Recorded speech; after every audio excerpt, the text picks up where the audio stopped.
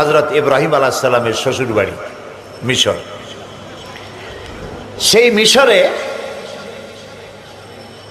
কোরআন শরীফের সাথে রিলেটেড যে জায়গাগুলি, সেই জায়গাগুলি দেখার সুযোগ আল্লাহ তাআলা আমাকে করে দিলেন, আলহামদুলিল্লাহ। পৃথিবীর 4টি মহাদেশের অর্ধশতের উপরে দেশ আল্লাহ তাআলা আমাকে দেখাইছেন, কিন্তু মিশর এর আগে যাওয়া হয়েছিল না। জামিয়া আল আজহার, পৃথিবীর প্রাচীন বিশ্ববিদ্যালয় জামিয়া আল আজহারের দাওয়াতে মিশর ভ্রমণের এক সুযোগ হলো। আমি ঠিক সেখানে চলে গেলাম যেখানে মুসা আলাইহিস সালামের সঙ্গে আল্লাহ তাআলা কথা বলেছিলেন। এটি কায়রো থেকে প্রায় 500 কিলোমিটার দূরে। সেখানে পৌঁছে যাওয়ার পর কোরআন শরীফ বলছে যে মুসা আলাইহিস সালাম তিনি তার স্ত্রী নিয়ে যাচ্ছিলেন। ঠান্ডার মৌসুম ছিল, স্ত্রী ছিলেন আসন্ন প্রসবা, গর্ভবতী, ডেলিভারি হবে, কিন্তু এই ঠান্ডার মধ্যে আগুনের প্রয়োজন দেখা দিল। এখন তিনি আগুন পাবেন কোথায়? হঠাৎ তিনি দেখতে পেলেন দূরে আগুন দেখা যায়। তিনি তখন তার পরিবারকে বললেন, ফাকালা লি আহলিহিম কুসু ইন্নী আনাস্তু নারান লাআল্লি আতিকুম মিনহা বিকাবাসিন আও আজিদু আলান নারি হুদা। তার পরিবারকে তিনি বললেন, তুমি এখানে তোমরা অপেক্ষা করো, ওই যে আগুন দেখা যায় আমি ওর কাছে যাই, ওখান থেকে হয় আগুন নিয়ে আসব, আর যদি আগুন সেটা না হয় তাহলে ওখান থেকে আমি কোনো পথের সন্ধানও হয়তো পেয়ে যেতে পারি। যখন তিনি তার কাছাকাছি হলেন, যেটাকে তিনি আগুন মনে করেছিলেন, আল্লাহ তাআলা সূরা তাহার মধ্যে বলেছেন, ফালাম্মা তাহা নুদিয়া ইয়া মূসা ইন্নী আনা রাব্বুক ফাখলানা আলাই ইন্নাকা বিল ওয়াদিল মুকাদ্দাসি তুয়া। যেটাকে তিনি আগুন মনে করেছিলেন তার ভিতর থেকে আওয়াজ এলো, এটা আগুন টাগুন না, ইন্নী আনা রাব্বুক, আমি তোমার প্রভু, আমি তোমার রব। ফাখলানা আলাইক, জুতা খোলো, জুতা খুলে এসো। ইন্নাকা বিল ওয়াদিল মুকাদ্দাসি তুয়া, এটা হচ্ছে পবিত্র উপত্যকা, এখানে আল্লাহর নূর পড়েছে, সুবহানাল্লাহ। হযরতে মূসা আলাইহিস সালাম যেখানে আগুন মনে করেছিলেন তার কাছে চলে গেলেন। আমরাও ঠিক সেখানেই গিয়েছিলাম যেখানে আল্লাহ তাআলার নূর পড়েছিল এবং মূসা আলাইহিস সালাম যেখানে আল্লাহর সঙ্গে কথা বলেছিলেন। আল্লাহ তাআলা বললেন, ইন্নানি আনাল্লাহ, নিশ্চয়ই আমি আল্লাহ, লা ইলাহা ইল্লা আনা, আমি ছাড়া কোনো ইলাহ নাই, আমি ছাড়া কোনো বিধানদাতা নাই। ফাবুদনি, আমার দাসত্ব করো, আমার গোলামি করো, ওয়াকিমিস সালাতা লিযিকরি, আর আমার শরণার্থে নামাজ কায়েম করো। মূসা আলাইহিস সালাম আল্লাহ তাআলাকে দেখতে ছিলেন না, তাই তিনি বলতেছিলেন, রব্বি আরিনি, আল্লাহ আমি তোমারে দেখতে চাই, আয় আল্লাহ আমি তোমারে দেখতে চাই। আল্লাহ তাআলা বললেন, লান তারানি, কখনো আমারে দেখতে পারবে না, কখনো না। লা তুদরিকুহুল আবসার, কোন দৃষ্টি শক্তি তার দৃষ্টির সীমানার ভেতরে আমাকে আনতে পারবে না, দেখতেই পারবে না কেউ, সুবহানাল্লাহ। আল্লাহ তাআলার এরপরেও অন্য সময় তিনি দাবি করলেন দেখার জন্য। আল্লাহ তাআলা তাকে পরীক্ষা করলেন এবং তুরে সায়নায় তার নূরের তাজাল্লি ফেলেছিলেন, তুর পাহাড়ের উপরে। মূসা আলাইহিস সালাম শুধু এক নজর তাকালেন, চক্ষু বন্ধ হয়ে গেল, আল্লাহু আকবার বলে চিৎকার মেরে বেহুশ হয়ে পড়ে গেলেন। সেই তুরে সায়না যেখানে 40 দিন পর্যন্ত মূসা আলাইহিস সালাম ইতিকাফ করেছিলেন, তাওরাত আনতে গিয়েছিলেন, আমরা সে পাহাড়ও পরিদর্শন করলাম। আল্লাহ তাআলা তাকে ওহী দিয়ে বললেন, ইযহাব ইলা ফিরআউনা ইন্নাহু তাগা, ফিরআউনের কাছে যাও এবং এই দ্বীনের দাওয়াত পৌঁছাও। হযরত মূসা আলাইহিস সালাম ফিরআউনের কাছে গেলেন, আর তাকে দাওয়াত দিলেন, বললেন বলো লা ইলাহা ইল্লাল্লাহ, আল্লাহ ছাড়া কোনো ইলাহ নাই। ফেরাউন বলছে মা আলিমতু লাকুম মিন ইলাহিন গায়রি, আমি তো জানি না যে আমি ছাড়া আরো কোন ইলাহ আছে, তুমি নতুন আবার কোথা থেকে একটা ইলাহ নিয়ে আসছো। ফেরাউন বলছে দেখো, তুমি যদি আমার সামনে আরো বেশি ইলা ইলা করতে থাকো তাহলে আমি তোমাকে গ্রেফতার করব, লা আজআলান্নাকা মিনাল মাসজুনিন, আমি তোমাকে কারারুদ্ধ করে রাখবো। মুসা আলাইহিস সালাম জেলের ভয়তে দাওয়াত বন্ধ করে দিলেন নাকি? বন্ধ করেন নাই। ফেরাউন মুসা আলাইহিস সালামকে যেভাবে নির্যাতন করলো, তাকে পদে পদে নির্যাতন করেছে। আল্লাহ তাআলা রাষ্ট্রশক্তি নবীদের সাথে যারাই বেয়াদবি করেছে আল্লাহ তাদেরকে দৃষ্টান্ত সৃষ্টি করে রেখেছেন। ফেরাউনকেও আল্লাহ তাআলা দৃষ্টান্ত করে রেখে দিলেন। আমি মিশরের বিভিন্ন জায়গা দেখে মূল শয়তানটাকে তখনও দেখা হয়নি, এই জন্য আসল শয়তানকে দেখার জন্য মিউজিয়ামে প্রবেশ করলাম। মিউজিয়ামে ঢোকার জন্য 40 পাউন্ড, মিশরিয়ান মুদ্রার নাম পাউন্ড, 40 পাউন্ড টিকিট লাগলো। তারপরে ভিতরে প্রবেশ করলাম, অনেক কিছু রেখেছে, বিরাট এরিয়া, কিন্তু আমি যে শয়তান খুঁজতেছি তারে পাচ্ছি না। আমি জিজ্ঞেস করলাম সেই আসল শয়তানটা কই, তো একজন বলল যে ওইটার জন্য আলাদা টিকিট করতে হবে, সেইটা দেখার জন্য, ফেরাউনকে দেখার জন্য 80 পাউন্ড লাগবে। কি সাংঘাতিক!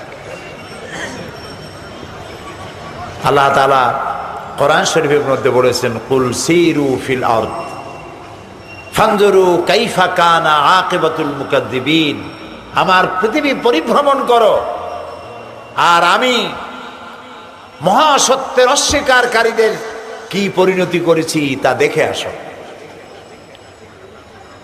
তো আমি আবার আমার সাথের লোকেরা আবার টিকিট করলো, ভিতরে গিয়ে ঢুকলাম, ঢুকে দেখি গ্লাসের বক্সের মধ্যে মিস্টার ফেরাউন চিত হয়ে শুয়ে আছে। দেখে বললাম সুবহানাল্লাহ, কি কুদরত আল্লাহ! 3.5 থেকে 4 হাজার বছর আগের লাশ আল্লাহ রেখে দিয়েছেন। আমরা সেই জায়গাও দেখলাম যেখান থেকে মুসা আলাইহিস সালামকে ফেরাউন তাড়া করেছিল। দরিয়ার কিনারে, বাহারের সমুদ্রের কাছে দাঁড়ানো মুসা আলাইহিস সালাম তার দলবল নিয়ে ফেরাউন 3 দিক থেকে আক্রমণ করেছে। মুসা আলাইহিস সালামের লোকজনেরা বলল, ইয়া মুসা ইন্না লামুদরাকুন, আমরা তো পাকড়াও হয়ে গেলাম, আমরা তো ধরা পড়ে গেছি, 3 দিক থেকে শত্রু আক্রমণ করেছে, পালাবার রাস্তা নাই। দেখেন আল্লাহর পয়গম্বর ভয় পান নাই, 3 দিকে শত্রু, আরেক দিকে কি সাগর, তিনি ভয় পান নাই। তিনি বলেছেন কাল্লা রব্বি সায়াহদিন, অবশ্যই আল্লাহ আমাদেরকে পথ দেখায় দিবেন, কোনো ভয় নাই। আল্লাহ তাআলা পথ দেখায় দিলেন। আল্লাহ তাআলা সমুদ্রকে অর্ডার করলেন, ফেরে যা, রাস্তা বানা। পানি দুদিকে চলে গেল, মাঝখান থেকে রাস্তা হয়ে গেল। এটা কি আল্লাহর জন্য অসম্ভব? আসতে বললেন যে আল্লাহ তাআলা এত কথা বলেন না যে পানি 2 দিকে সরে যায়, রাস্তা বানা, মুসা আলাইহিস সালাম বাড়ি যাবে, এত বলার দরকার নেই। খালি কি বলেন, কোন, কাফ আর নুন, 2টা অক্ষর, কোন হয়ে যা। কি হয়ে যা? ওটা আল্লাহর ইচ্ছা, যা ইচ্ছা সেটা প্রয়োগ করবেন, বলবেন কোন, দেনাম দেয়ার হয়ে যায়, মোটাও সময় লাগবে না, রাস্তা তৈরি হয়ে গেল। ফেরাউন ধেয়ে আসতেছে, মুসা আলাইহিস সালাম তার দলবল নিয়ে মাছ দরিয়ায় চলে গেছেন। ফেরাউন এসে দেখে কি সুন্দর রাস্তা, ও মনে করছে ওর বাজানের তৈরি করা রয়্যাল রোড, সেও তার দলবল নিয়ে নামছে। ফেরাউনকে, মুসা আলাইহিস সালামকে তাড়া করছে। যেই না মাঝখানে গেছে, আর মুসা আলাইহিস সালাম ততক্ষণে ওপার চলে গেছে। আল্লাহ তাআলা আবারও বললেন কোন, এর অর্থ কি? বাস, পানি এসে বন্ধ করে দিল। শুরু হলো তুফান। লোক লস্কর যা ছিল, হাতি ঘোড়া বাঘ ভল্লুক যা ছিল সাথে, সব চূর্ণি খেতে খেতে শেষ। এখন ফেরাউন একা, শুধু ঢেউয়ের তালে তালে ডুবতেছে, জাগতেছে, আর পানি খাইতেছে, পানি খেতে খেতে পেট তো বিশাল মটকির মতো মোটা হয়ে গেছে, নাক দিয়েও পানি পড়ে, চোখ দিয়ে পানি পড়ে। এখন দেখে আর বাঁচার উপায় নাই, বলতেছে আমান্তু আন্নাহু লা ইলাহা ইল্লাল্লাযী আমানাত বিহি বানু ইসরাঈল, আমি ঈমান আনলাম ওই আল্লাহর প্রতি, ওই ইলাহের প্রতি, যার প্রতি ঈমান এনেছে বনি ইসরাঈলেরা। ওয়া আনা মিনাল মুসলিমিন, আর আল্লাহ আমি তো এই কেবল মুসলমান হইলাম, তারপরও আরো সুবাও কেন?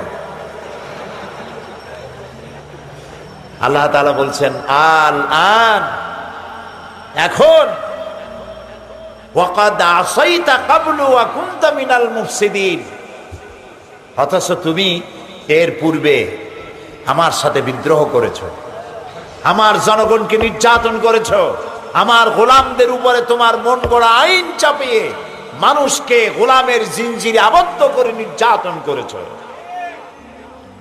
এখন বলতেছো আনা মিনাল মুসলিমিন, আল্লাহ কয় অকুনতা মিনাল মুফসিদিন, ও কয় আমি মুসলমানদের একজন, আল্লাহ কয় তুমি সন্ত্রাসীদের একজন, বড় সন্ত্রাসী।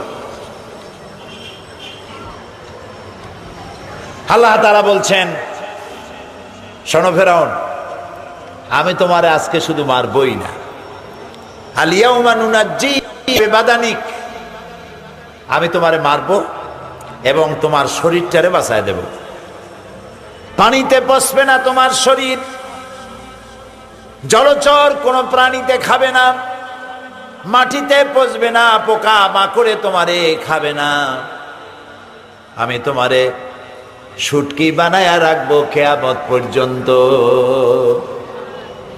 দুনিয়ায় তোমার পরে যত স্বৈরাচার অত্যাচারী যারাই আসবে পৃথিবীতে, তারা যেন তোমারে দেখে শিক্ষা গ্রহণ করতে পারে। ফেরাউনের লাশ দেখে কোরআনে কারীমের এই আয়াতগুলি আমার মনে পড়লো, তাকিয়ে থাকলাম তার দিকে। হাত পা বাইর করা, কাপড় দিয়ে জড়ানো, গলাটা এতটা লম্বা, এরকম চিকন, মাথায় চুল আছে। চিন্তা করতে পারেন ৩৫০০ থেকে ৪০০০ বছর আগে লাশ, মাথায় এখনো চুল আছে, হাতের ২-১টা নখ আছে, মুখের একটা দাঁত দেখতে পেলাম। চেহারাটা দেখতে আমার কাছে মনে হয়েছে যে শয়তান তো দেখি নেই, দেখলে বোধহয় এইরকমই হইতো। সে আল্লাহ আছে না নাই? আছে না নাই? সে আল্লাহ আজও আছে। লম্বা যেমন শোনা যায় যে ৬০ হাত লম্বা, ৫০, ওই রকম কিছু না, সাধারণ লম্বা, স্বাভাবিকভাবেই লম্বা যা হওয়া দরকার সেরকমই। তার বউ, নাতি টাতি, এরকম অনেক ফেরাউনের লাশ আছে। ফেরাউন মানে পৃথিবীর বিভিন্ন দেশের রাষ্ট্রপ্রধানকে এক এক নামে ডাকা হয়। কোথাও মালিক বলে, কোথাও কিসরা বলে, কোথাও কায়সার বলে, কোথাও প্রেসিডেন্ট বলে, কোথাও রাষ্ট্রপতি বলে। ওই সময় ফেরাউনের, মিশরের যারা বাদশাহ হতো তাদেরকে ফেরাউন বলা হইত। রামসিস II তাকে বলা হয়। এটা হলো আসল ফেরাউন, মুসা আলাইহিস সালামের জামানায় যে ছিল। তো আল্লাহ তাআলা পয়গম্বরদের সাথে যারা বেয়াদবি করেছে তাদেরকে এভাবে ইতিহাস সৃষ্টি করে রেখেছে। কারুন ছিল, কারুনের ছিল বিশাল ধনসম্পদ। মিশরে আমি আল্লাহ তাআলার সে কুদরত দেখে আসলাম, সে আযাবের নিদর্শন দেখে আসলাম। কারুনের ছিল বিশাল ধনসম্পদ, তার বাড়ি আর সম্পদ রাখার যে জায়গা ছিল, সেই জায়গার পরিমাণ ছিল ৫৫,০০০ একর। ৫৫,০০০ একর নিয়েছিল তার বাড়ি এবং সম্পদ রাখার জায়গা।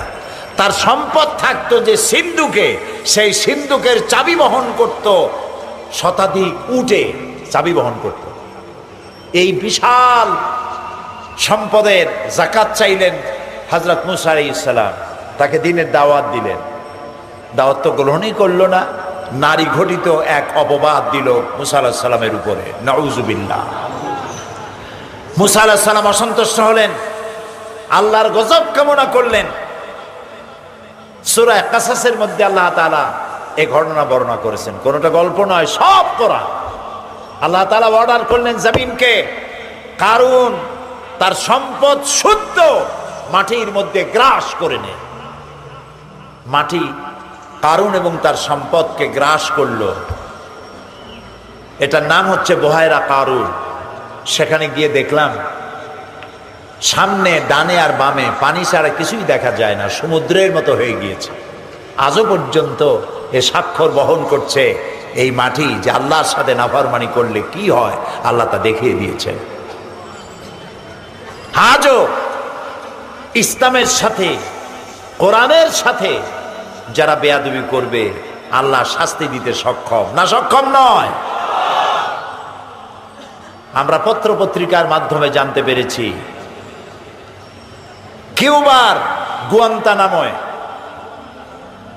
আমেরিকান সৈন্যরা কোরআন শরীফকে টয়লেটের মধ্যে নিক্ষেপ করেছে। নাউযুবিল্লাহ, নাউযুবিল্লাহ।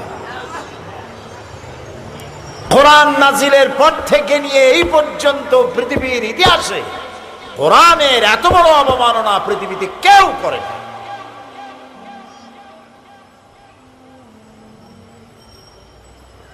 এই যে শক্তির বাহাদুরি, কোরআন শরীফের সাথে যে বেহুরমতি করলো, আল্লাহ আছেন না? ফেরাউনকে যেভাবে আল্লাহ তাআলা করেছেন, বুশকে এরকম পারবেন না? পারবেন না? পারবেন না? অবশ্যই পারবেন। কোরআন অবমাননা করার অর্থ গোটা দুনিয়ার মুসলমানদেরকে অবমাননা করা।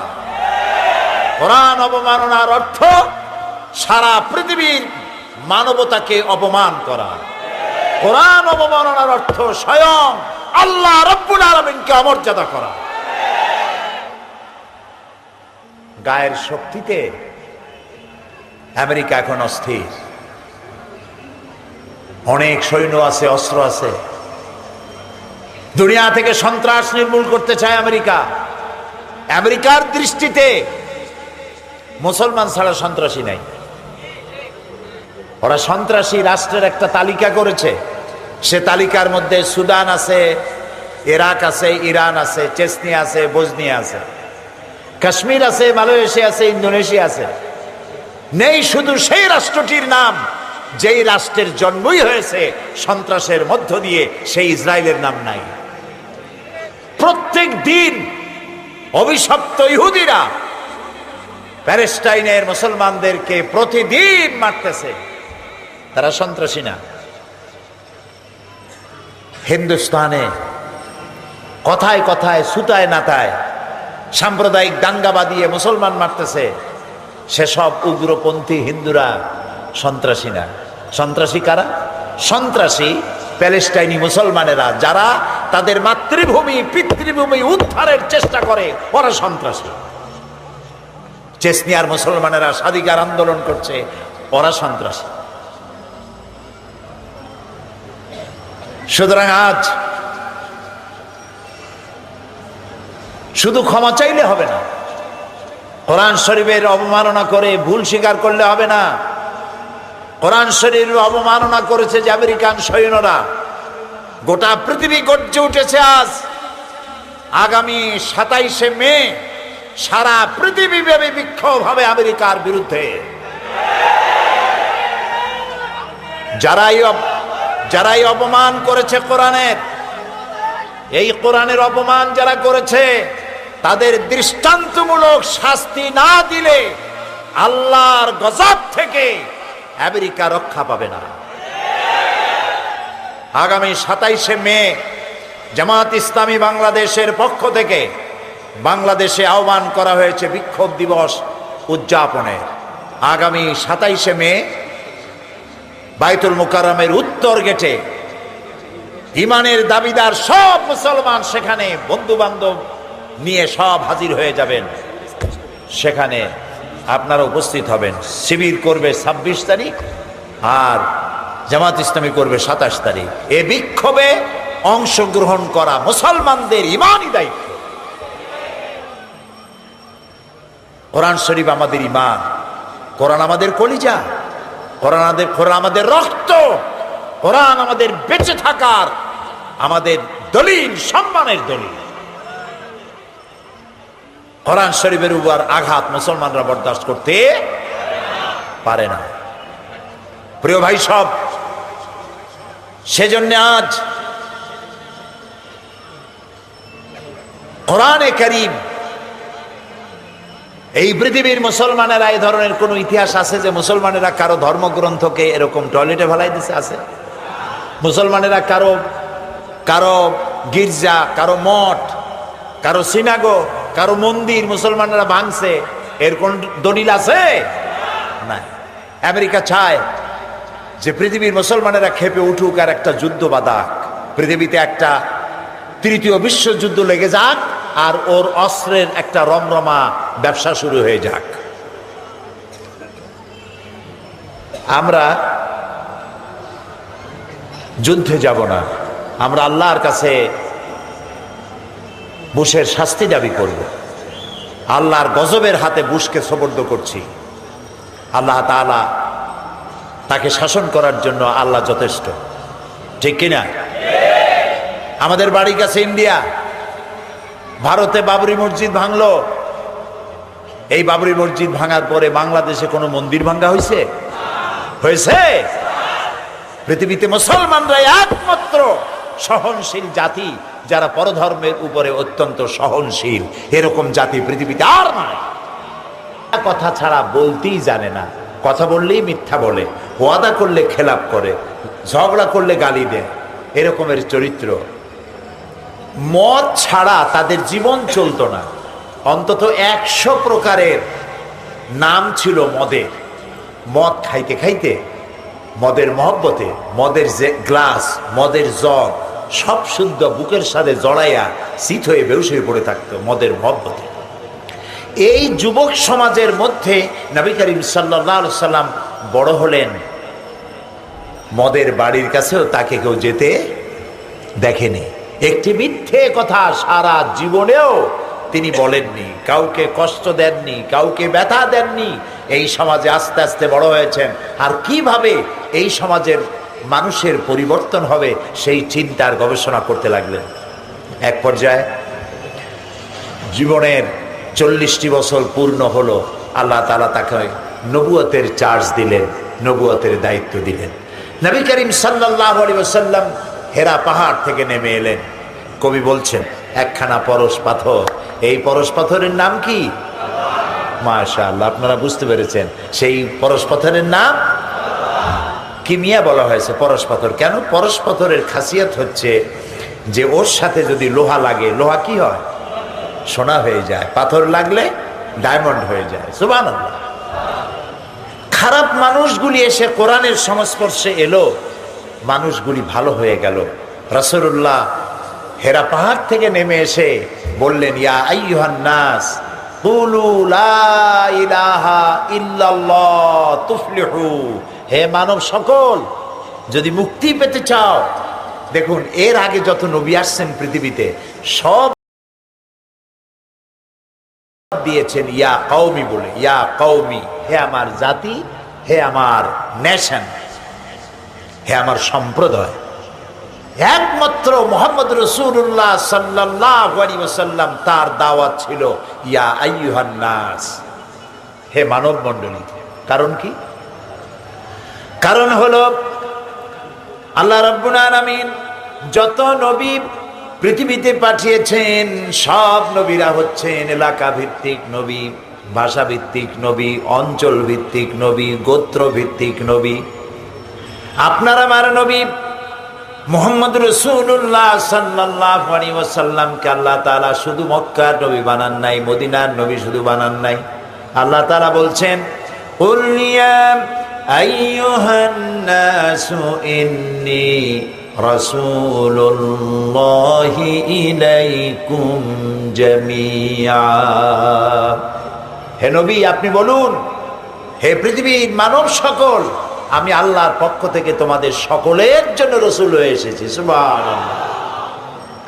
সেজন্য রাসূলুল্লাহ বললেন ইয়া আইয়ুহান নাস, ইয়া কওমি বলেন না, ও আমার জাতি, না, ইয়া আইয়ুহান নাস, হে মানব মণ্ডলী, কুলু, বলো, লা ইলাহা ইল্লাল্লাহ তুফলিহু, মুক্তি পাবা এটাতেই। তোমাদের উপরে মানুষের প্রভুত্ব চলছে, মানুষ কেনাবেচা হচ্ছে, নারী কিনতেছে, পুরুষ কিনতেছে, বিক্রি হচ্ছে, মানুষের উপরে নির্যাতন হচ্ছে, অর্থনৈতিক নির্যাতন, রাজনৈতিক নির্যাতন, ধর্মীয় নিপীড়ন, হাজারো রকমের অন্যায় অত্যাচারের জুলমের নিষ্পেষণে মানুষ ত্রাহি ত্রাহি করছে। রাসূলুল্লাহ বলছেন, তোমরা পড়ো লা ইলাহা ইল্লাল্লাহ, এই কথাটি ঘোষণা করে দাও, তাহলে তুফলিহু, মুক্তি পাবে, নাজাত পাবে। ঘোষণা করো কোন ইলাহা নাই, আইনদাতা নাই, বিধানদাতা নাই, শাসনকর্তা নাই, কেউ নাই। কে ছাড়া? কে ছাড়া? আল্লাহ ছাড়া কেউ নাই। এই ঘোষণাটি দাও, তাহলে তোমরা মুক্তি পাবে। প্রিয় ভাই সব, নবী করিম সাল্লাল্লাহু আলাইহি ওয়াসাল্লাম মানবতার সামনেই দাওয়াত পেশ করলেন। নবী করিম সাল্লাল্লাহু আলাইহি ওয়াসাল্লাম এই দাওয়াত পেশ করে যখন ঘরে ফিরলেন, হযরত খাদিজার কাছে এসে তিনি বললেন, তিনি জিবরাইলকে দেখেছেন, জিবরাইলকে চিনতে পারেন নাই, বুঝতে পারেন নাই। তাই তিনি বললেন, হযরত খাদিজাকে আমাকে ঢেকে দাও, আমাকে ঢেকে দাও। রাসূলুল্লাহর চেহারায় ছিল ভীতির ছাপ। তিনি বলছেন, আমার গায়ে জ্বর উঠে গেছে, আমি ভয় পেয়েছি। কেন ভয় পেলেন? তিনি ঘটনা শোনালেন। হযরতে খাদিজা রাদিয়াল্লাহু তাআলা আনহা বলছেন, হে কাসেমের পিতা, আপনার চিন্তার কোনো কারণ নাই। আপনাকে কোনো দুষ্ট জিন, কোনো শয়তান আপনার অনিষ্ট করতে পারে না, কারণ আপনি সত্য কথা বলেন। কে সার্টিফিকেট দিচ্ছে? স্ত্রী।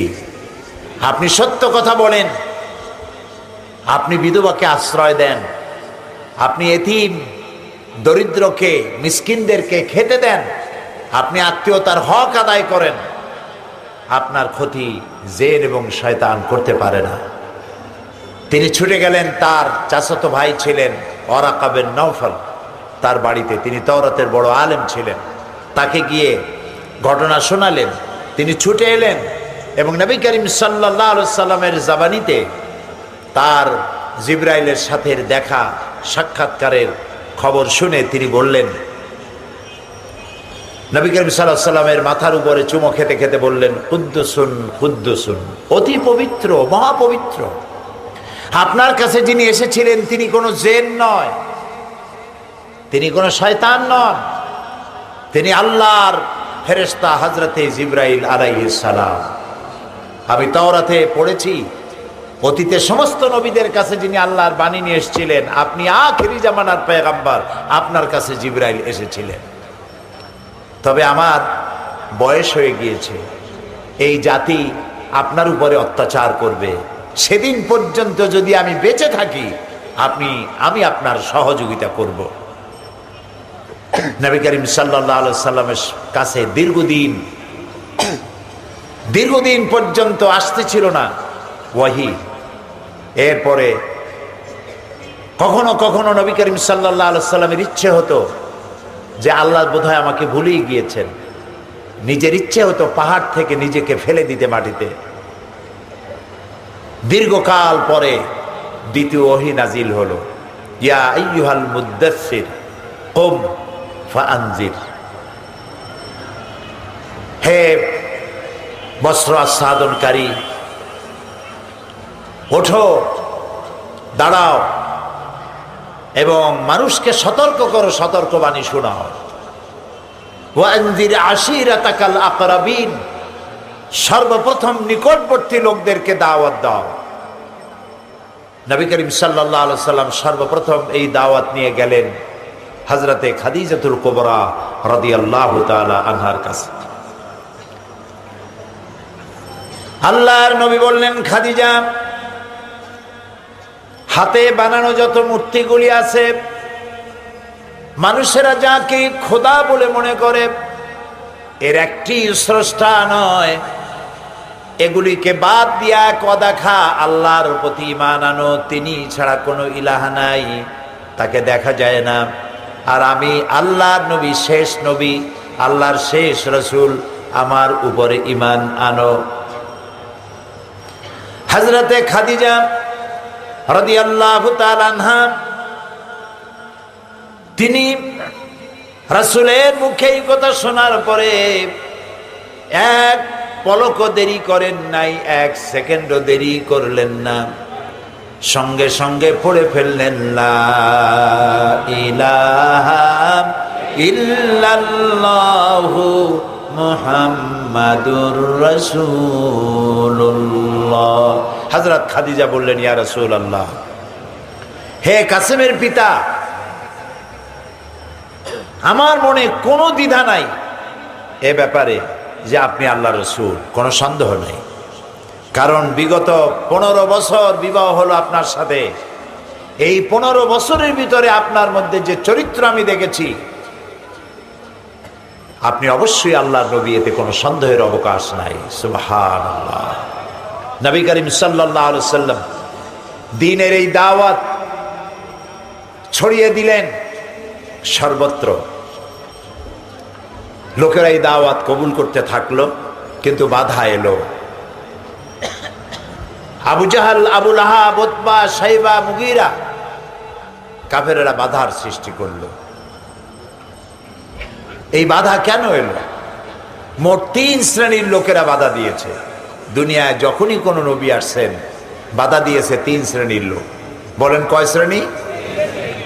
এক হলো সমকালীন ধনাঢ্য ব্যক্তি, তারা বাধা দিয়েছে। 2 নম্বরে বাধা দিয়েছে সমাজের যারা নাকি ধর্মের নামে ব্যবসা করে, তারা বাধা দিয়েছে। 3 নম্বরে সমাজের যারা রাষ্ট্রশক্তি, তারাও বাধা দিয়েছে সমস্ত নবীদেরকে। এবং এই ত্রিবিধ বাধা শুধুমাত্র নবীদের সাথেই নয়, নবীরা চলে যাওয়ার পরেও এখনো এই 3 শ্রেণীর লোকেরা এখনো বাধা দিয়ে থাকে, যাতে ইসলামের কাজ সামনের দিকে এগোতে না পারে। নবী করিম সাল্লাল্লাহু আলাইহি ওয়াসাল্লাম যে দাওয়াতটা নিয়ে এসেছিলেন, সে দাওয়াতটা কি ছিল? সেটি ছিল ইসলামের দাওয়াত। মুহাম্মদ সাল্লাল্লাহু আলাইহি ওয়াসাল্লামকে বইপত্র লেখা হয় তিনি ইসলাম ধর্মের প্রবর্তক। দেখেন না আপনারা বইতে? ইসলাম ধর্মের প্রবর্তক মুহাম্মদ সাল্লাল্লাহু আলাইহি ওয়াসাল্লাম, এই কথাটি ঠিক নয়। ইসলাম ধর্মের প্রবর্তক হচ্ছেন আল্লাহ রাব্বুল আলামিন। ইসলামের প্রবর্তক কে? আল্লাহ রাব্বুল আলামিন। আর নবীরা হচ্ছেন প্রচারক। এর সর্বশেষ প্রচারক হচ্ছেন মুহাম্মদ রাসূলুল্লাহ সাল্লাল্লাহু আলাইহি ওয়াসাল্লাম। দুনিয়ার সমস্ত নবীদের যে দাওয়াত ছিল, নবী করিম সাল্লাল্লাহু আলাইহি ওয়াসাল্লামের দাওয়াত এর থেকে ভিন্নতর কিছু ছিল না। তার দাওয়াত ছিল এই পৃথিবীর স্রষ্টা হচ্ছেন আল্লাহ তাআলা। পৃথিবীর স্রষ্টা কে? সবাই বলেন আল্লাহ তাআলা। আর স্রষ্টা যিনি, পৃথিবীর স্রষ্টা যিনি, আলা লাহুল খালকু ওয়াল আমরু, সৃষ্টি যার, আইন চলবে সেই আল্লাহ তাআলারই। এই কথা, এই দাওয়াতই ছিল সমস্ত নবীদের। সমস্ত নবীদের স্লোগান ছিল একটা, 2 রকমের কথা কেউ বলেন নাই। স্লোগান কয়টা ছিল? আদম আলাইহিস সালাম থেকে শুরু করে মুহাম্মদ সাল্লাল্লাহু আলাইহি ওয়াসাল্লাম পর্যন্ত স্লোগান একটাই ছিল। স্লোগানটা কি ছিল? পড়েন আমার সাথে, লা ইলাহা ইল্লাল্লাহ, লা ইলাহা। একটাই স্লোগান, কোনো ইলাহা নাই, কোনো আইনদাতা নাই, বিধানদাতা নাই, শাসনকর্তা নাই, কেউ নাই। কে ছাড়া? আল্লাহ ছাড়া। এই দাওয়াত যখন দিলেন, 3 শ্রেণীর লোকেরা বাধা দিল। প্রথমে বাধা দিল যারা ধনাঢ্য ব্যক্তি, তারা বাধা দিল। তারা বাধা দিল কেন? তাদের বাধা দেওয়ার কারণ এই, তারা মানুষ কেনাবেচা করত, সুদে টাকা লাগাতো। তারা দেখলো আল্লাহ ছাড়া কোনো ইলাহ নাই এবং ইসলাম একটি নতুন আইন দিচ্ছে, তার মধ্যে অর্থনীতি আছে, সমাজনীতি আছে, রাজনীতি আছে। যদি এই ইসলাম চালু হয়ে যায় তাহলে মানুষকে তো আমরা শোষণ করতে পারবো না। সেই জন্য ধনাঢ্য ব্যক্তিরা তারা বাধা দিতে লাগলো। 2 নম্বরে বাধা দিল ধর্মের নামের 1 শ্রেণীর ব্যবসায়ী লোকেরা। তাদের অসুবিধা কি? তাদের অসুবিধা হচ্ছে তারা ভাবখানা দেখাতো যে আমরা হচ্ছি আল্লাহর এজেন্ট। আমাদের যদি কদমবুসি করতে পারো, আমাদেরকে যদি হাদিয়া তোহফা দিতে পারো, টাকা পয়সা দিতে পারো, ততই বেশি আল্লাহর নৈকট্য লাভ করতে পারবে। এই মধ্যসত্ত্বভোগী ধর্মের নামের 1 শ্রেণীর ব্যবসায়ী তারা দেখলো যে নবীরা এসে মানুষদেরকে ডাইরেক্ট আল্লাহর সাথে যোগাযোগ করাই দিচ্ছে, তাহলে আমরা তো বাদ পড়ে যাচ্ছি। ফাও, আমাদের কাছে লোকেরা হাদিয়াও নিয়ে আসবে না, কদম বুঝিও করবে না, টাকা পয়সাও দিবে না, সুতরাং দাও বাধা। এরাও দিল বাধা। 3 নম্বরে বাধা দিল কেরকম তো রাষ্ট্রশক্তি। তাদের অসুবিধা কি? তারা দেখলো মানুষের উপরে যে প্রভুত্ব, আইন তৈরি করে মানুষের উপরে যে প্রভুত্ব আমরা চালাচ্ছিলাম, নবীরা এসে তো মারাত্মক ক্ষতি করতেছে। তারা বলতেছে আল্লাহর আইন ছাড়া কারো আইন মানা যাবে না, তাহলে আমরা কোন কামে লাগি? আমরা কি ফাও? সুতরাং নবীদেরকে মারো, ইসলামী রাস্তায় যারা কাজ করে তাদেরকে পথে বাধা দাও। এইভাবে ত্রিবিধ 3 জাতীয় বিরোধী শক্তি ইসলামকে আটকাবার চেষ্টা করলো। দেখুন হযরত মূসা আলাইহিস সালাম, হযরত মূসা আলাইহিস সালাম যখন ফেরাউনের কাছে দাওয়াত নিয়ে গেলেন, আল্লাহ তাআলা বললেন ইযহাব ইলা ফিরআউনা ইন্নাহু তাগা, চলে যাও ফেরাউনের কাছে, ফেরাউন সার্কাস হয়েছে, সীমা লঙ্ঘন করেছে, তার কাছে আমার দাওয়াত নিয়ে চলে যাও। আমি কদিন আগে ফেরাউনের দেশ থেকে ঘুরে এসেছি। এখানে ফেরাউনের দেশে গিয়ে আমার বাস্তব অভিজ্ঞতা হলো মূসা আলাইহিস সালামের দেশ, ফেরাউনের দেশ, ইউসুফ আলাইহিস সালামের দেশ, হারুন আলাইহিস